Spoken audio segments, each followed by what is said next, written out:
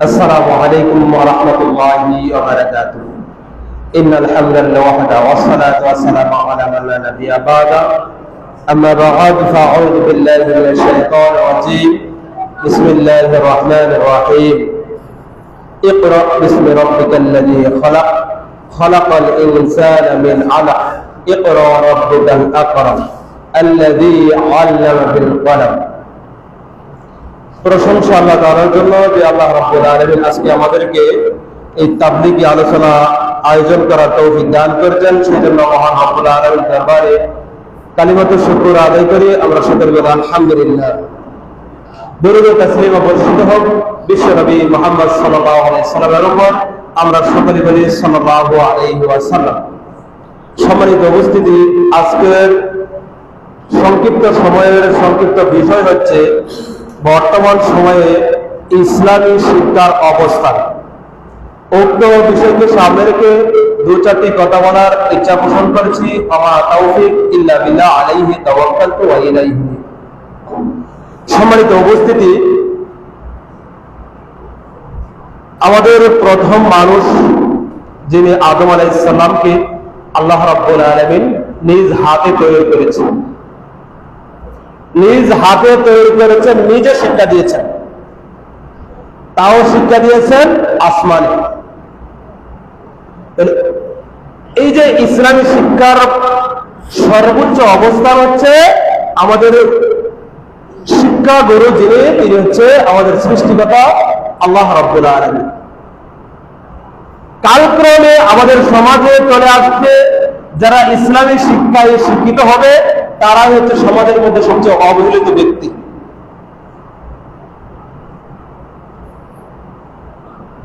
আর যারা ইসলামী শিক্ষা জানে না, নিজেদেরকে অনেক যোগ্য মনে করে, তাদেরকেই সমাজের মধ্যে অনেক বড় মাপের লোক মনে করা হয়। যেমন নবী মুহাম্মদ সাল্লাল্লাহু আলাইহি ওয়াসাল্লামের উপর ইসলাম আসার আগে মক্কার মধ্যে যিনি বিচার ফয়সালা করতেন, গোত্র পরিচালনা করতেন, তিনি হচ্ছে আবু জাহেল। তার আসল নাম ছিল আবুল হাকাম, জ্ঞানের পিতা। তাহলে জ্ঞানের পিতা কাকে বলে? যিনি জ্ঞান রাখেন তিনাকে জ্ঞানের পিতা বলা হয়। আর সমাজের মধ্যে তিনি হচ্ছে একজন বিত্তবান ব্যক্তি। আর আমাদের নবী মুহাম্মদ সাল্লাল্লাহু আলাইহি ওয়াসাল্লাম একজন এতিম বালক। এত বড় বিত্তবান ব্যক্তি থাকার পরও নবী মুহাম্মদ সাল্লাল্লাহু আলাইহি ওয়াসাল্লাম যখন বুঝের হলেন, তখন সমস্ত আমানতের দায়িত্ব নবী মুহাম্মদ সাল্লাল্লাহু আলাইহি ওয়াসাল্লামের উপরেই রাখা হতো। এই নবী মুহাম্মদ সাল্লাল্লাহু আলাইহি ওয়াসাল্লামের প্রথম যেই জায়গা থেকে তিনি জ্ঞানের বার্তা নিলেন সেটা হচ্ছে হেরা গুহা। খোলা আকাশের নিচে, সেখানে কোনো উঁচু বিল্ডিং ছিল না, ওই জায়গায় কোনো আলিশান জায়গা ছিল না, কোনো বড় মাপের চেয়ার ছিল না, কোনো ধরনের বড় মাপের এসি রুম ছিল না। একটা খোলা আকাশের নিচে রৌদ্রের তাপের মধ্যে, ওই হেরা গুহার মধ্যে যেই পাহাড়ের উপরে উঠলে সেখানে আরো বেশি রৌদ্রের তাপ লাগে, ওই জায়গার মধ্যে ওই ইসলামী শিক্ষার আমাদের যে সূচনা, সেই সূচনা ওই উত্তপ্ত গরমের মধ্যে হয়েছে। সম্মানিত উপস্থিতি, এখন যাদেরকে অবহেলা করা হয় তারা নিজেদেরকে অবহেলা মনে করে, কিন্তু ওই উত্তপ্ত গরমের মধ্যে কিন্তু ইসলামী শিক্ষার সূচনা করতে পেরেছে, ওই জায়গাতে কষ্ট মনে হয় না। তাহলে আজকে মানুষের কথা তার গরম না। মানুষ একজন কথা বললে কি আমার শরীরে গরম লাগবে? না। কিন্তু ওই অবহেলিত জিনিসটাই আস্তে আস্তে মানুষের কাছে জনপ্রিয় হয়ে আসলো। কেন? কিভাবে? আজকে ঢাকার শহর, এই এলাকার মধ্যে ইসলামী শিক্ষার গুরুত্ব এখনো পরিপূর্ণ পাচ্ছে না। কেন? এই জিনিসটা আমি আপনাকে ঢাকার শহরে নিয়ে যাচ্ছি। ঢাকার শহরে যত বৃদ্ধাশ্রম রয়েছে, সমস্ত বৃদ্ধাশ্রমগুলো কোটিপতি দ্বারা পরিপূর্ণ হয়েছে। সেখানে কোনো গরিব মানুষ নাই। সেখানে যে ওহির বাণী হেরা পায় ইকরা তুমি পড়ো, ওই ওহির বাণী যারা শিক্ষা করেছে তাদের কোনো পিতামাতা ওই বৃদ্ধাশ্রমে নেই। এই জন্য শহরের মধ্যে এখন মাদ্রাসাগুলো থেকে প্রায় 40,000 টাকার উপরে ভর্তি পরীক্ষা লাগে। কাজী ইব্রাহিম একটা প্রতিষ্ঠান করছে, 80,000 টাকা ভর্তি ফি লাগে। কেন? ওই কোটিপতির লোকজন পিতামাতা গুলো বুঝতেছে যে আজকে আমার সন্তান যদি আমি ব্যারিস্টার বানাই, জজ বানাই, ব্যাংকের অফিসার বানাই, আমার জায়গা হয় আমার এই আলিশান বাড়িতে বৃদ্ধাশ্রমের মধ্যে মশার আত্রার মধ্যে আমার বাড়ি আমার জায়গা হয়। এই জন্য ওই কোটিপতির 80,000 90,000 টাকাটা কি আমার মতন যে এই সামান্য চাকরি করে আমার সন্তান ভর্তি করতে পারবো? আমার সন্তান ভর্তি করতে পারবো না। সামান্য আপনার বাড়ির পাশে চাঁদপুর সদর মুসাইব বিন উমাইরের মধ্যে 10,000 টাকা মাসিক বেতন, 10,000 টাকা ভর্তি ফি, কিন্তু আমার মতন সামান্য নগণ্য ব্যক্তি ওই জায়গাটা ভর্তি করতে পারবো না। তাহলে ওই জায়গায় ভর্তি হয় কারা? অবশ্যই যারা সচ্ছল ব্যক্তি, কোটিপতি, তারা ভর্তি হয়। কেন ভর্তি হচ্ছে? যদি এখানে আমার সন্তানকে ভর্তি না করি, আমার জায়গা আমি যেই বাড়ি সাজিয়েছি, বাগান সাজিয়েছি, সেই বাগানে এক সময় আমার থাকা হবে না, আমার থাকা হবে ওই বৃদ্ধাশ্রমে। আপনাদের বাড়ির পাশে একটা বৃদ্ধাশ্রম হয়েছে, এই বৃদ্ধাশ্রম এখনো খালি আছে। এই জন্য আপনাদের এলাকার মধ্যে ইসলামিক শিক্ষার গুরুত্ব এখনো বুঝছে না।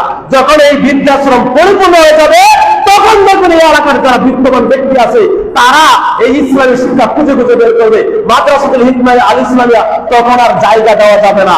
তখন ভর্তি পরীক্ষা একটা সিটের জন্য, যাত্রাবাড়ি মোহাম্মদ আরবিতে একটা সিটের জন্য 35 জন এই বছর পরীক্ষা দিয়েছে, একটা সিটের জন্য।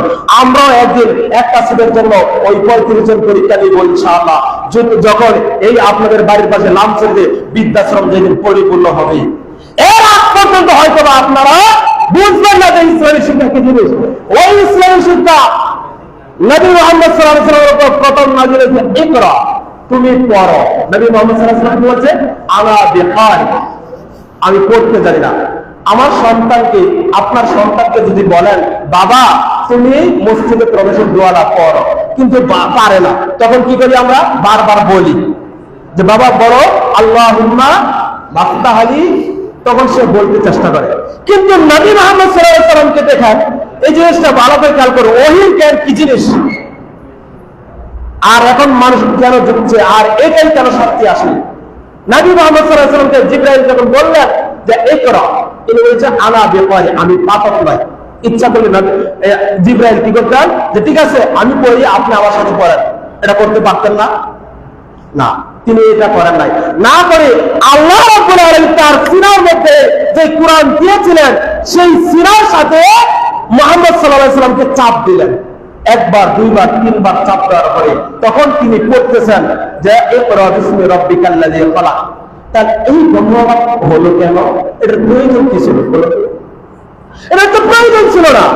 তিনি একবার, দুইবার, 39 বছর বয়সের মানুষ, একবার, দুইবার, তিনবার যখন পড়তো তখন তিনি পড়তে পারত, কিন্তু না। যদি জিবরাইল পড়তো আর নবী মুহাম্মদ সাল্লাল্লাহু আলাইহি ওয়াসাল্লাম জিবরাইলের কাছে শিখতেন, তাহলে জিবরাইল নবী মুহাম্মদ সাল্লাল্লাহু আলাইহি ওয়াসাল্লামের প্রথম উস্তাদ হয়ে যেত। কিন্তু ইসলামী শিক্ষার প্রথম উস্তাদ আল্লাহ, যে আল্লাহ আমাদেরকে সৃষ্টি করেছেন। এই জন্য তিনি বুকের সামনে চাপ দিয়েছেন, আল্লাহ তার বুকের মধ্যে যেই ওহী দিয়েছেন, সেই ওহী যেন তার বুকের মধ্যে অটোমেটিক সেট হয়ে যায়। একবার, দুইবার, তিনবার চাপ দেওয়ার পরে তিনি আপনার বাড়ি কিশোরগঞ্জ, কিন্তু এই তো বলেন নাই, তিনি আকরাও না বলে তিনি বলছে ইকরা বিসমি রাব্বিকাল্লাযী খালাক।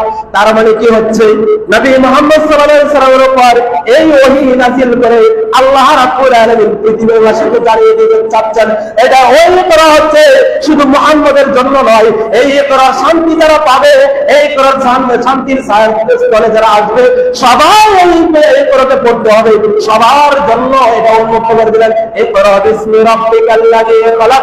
যারা শান্তি পেতে চাও তাহলে ওই শান্তি ওনার জন্য তোমরা পড়ো, এই রবের জন্য তোমরা পড়ো, যেই রব তোমাকে সৃষ্টি করেছে, আমাকে সৃষ্টি করেছে, এই পৃথিবী সৃষ্টি করেছে, আসমান জমিন তিনি সৃষ্টি করেছেন, এই রবের জন্য পড়ো। এই জন্য এখানে বলা হয়েছে ইকরা বিসমি রাব্বিকাল্লাযী খালাক। ওই রবের জন্য পড়ো। তাহলে এই খালাক যারা পড়বে, এই রবের জন্য যারা পড়বে, তারা কোনদিন অবহেলিত হতে পারে? অবহেলিত হতে পারে না। এটাই বর্তমানে প্রমাণ।